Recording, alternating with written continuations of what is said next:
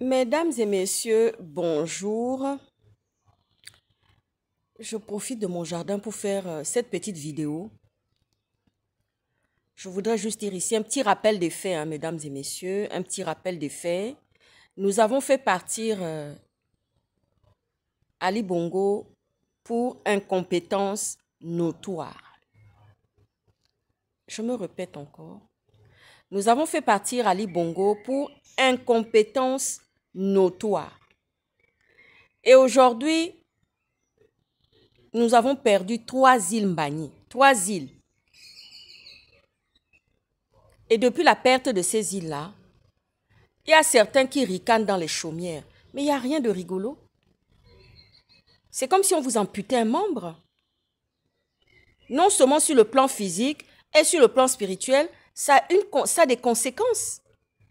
Ce n'est pas quelque chose qu'il faut prendre à la légère. Le fait qu'on nous ait amputé ces 3 îles. Quelles seront nos relations maintenant avec la Guinée équatoriale? Parce qu'aujourd'hui, nous avons un président à la tête du Gabon.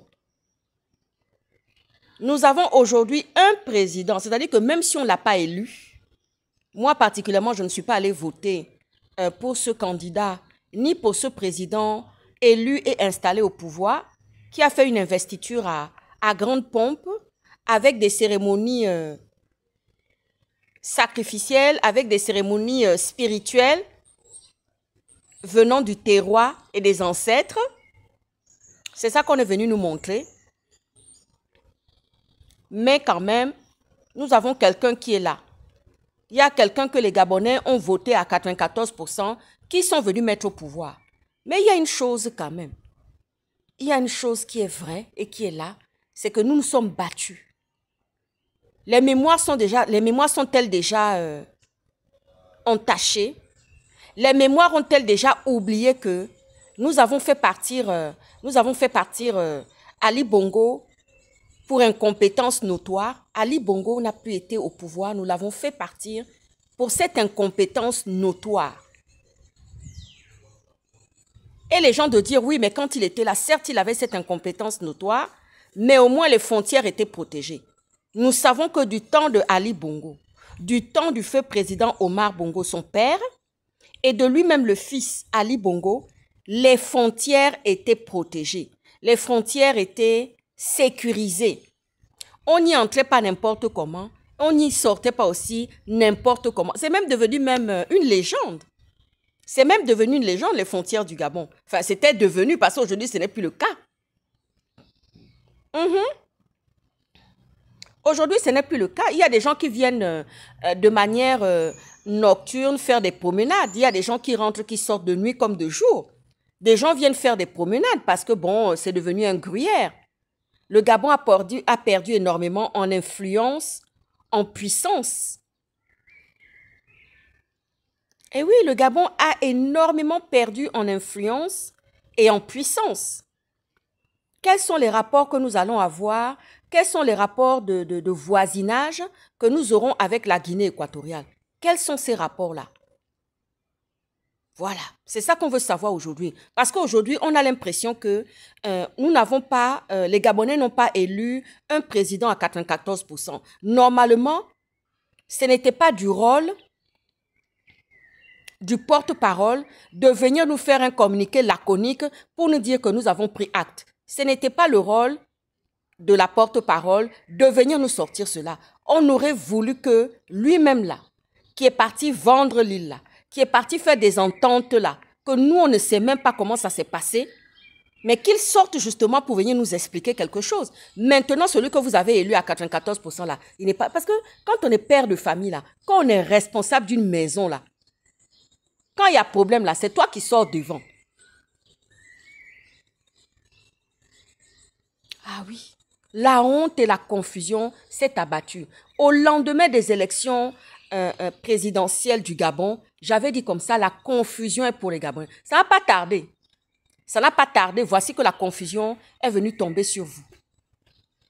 Voici que la confusion est venue. Et puis j'ai vu quelqu'un là, un individu façon là, qui est venu comme ça dire que oui, chers frères et sœurs,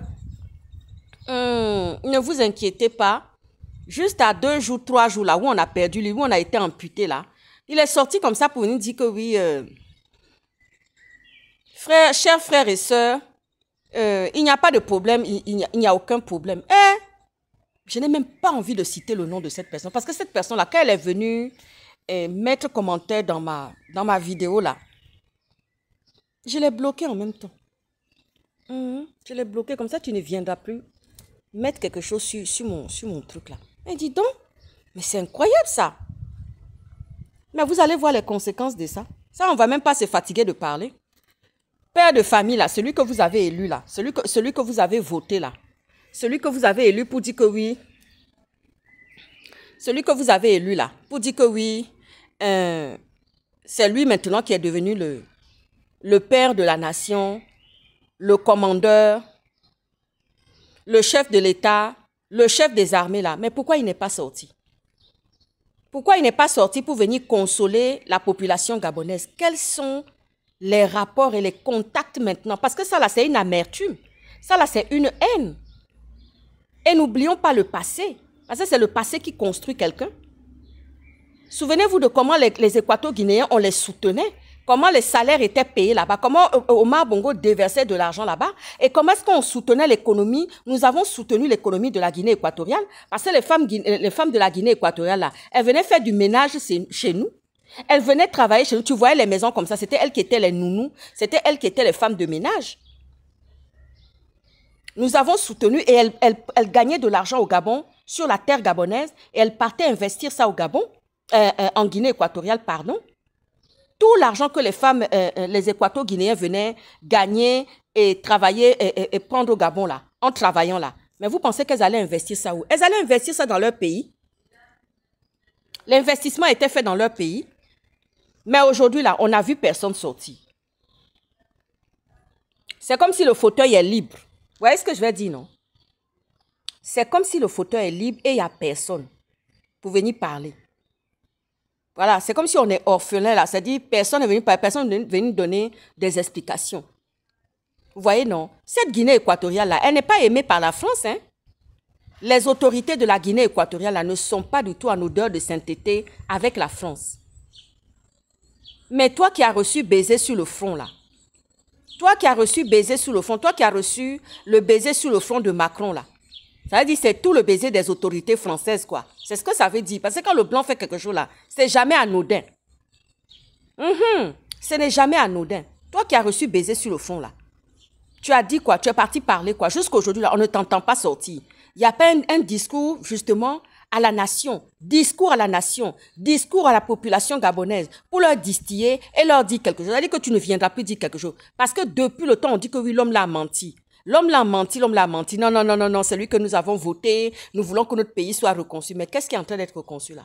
C'est-à-dire cette honte-là est en train de peser. Non seulement ça pèse sur lui, ça pèse sur toutes les autorités, mais ça pèse aussi sur le pays avec la confusion mélangée dedans. Est-ce que vous pensez qu'on avait besoin de ça? Je viens juste vous rappeler qu'on a fait partir Ali Bongo pour incompétence notoire. C'est ça qui a fait qu'on a fait partir Ali Bongo. Et aujourd'hui, nous voilà, nous sommes amputés de quelque chose. Nous sommes amputés de quelque chose, c'est-à-dire de 3 îles. Nous sommes amputés de ça. Et on est là, on ne sait même pas comment faire, on va parler dans cette histoire-là. Vous pensez que ça, là, ça n'aura pas de conséquences? Quels sont les rapports? Ah oui. Quels sont les rapports que nous allons avoir avec nos voisins de la Guinée équatoriale? Parce que c'est déjà des rapports de complexité. Nous avons des rapports déjà dans le temps qui étaient déjà complexes. Nous avions déjà des relations très complexes avec la Guinée équatoriale. Du temps où ils étaient pauvres là. Du temps où la Guinée équatoriale était pauvre là. Et que c'est le Gabon qui mettait de l'argent là-bas là. On avait déjà des rapports complexes avec eux. C'était déjà des gens ingrats qui ne reconnaissaient rien. Le temps est en train de changer. La nature reprend ses droits.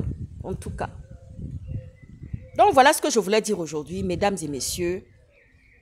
Nous avons fait partir Ali Bongo pour incompétence notoire. Et ça, ne l'oublions jamais. Ne l'oublions jamais. Et on veut savoir quels sont les rapports que nous allons avoir avec nos voisins. Mesdames et messieurs, sur ce, Sur cela, je vous souhaite, je vous souhaite un bon après-midi. Ah, ciao, ciao.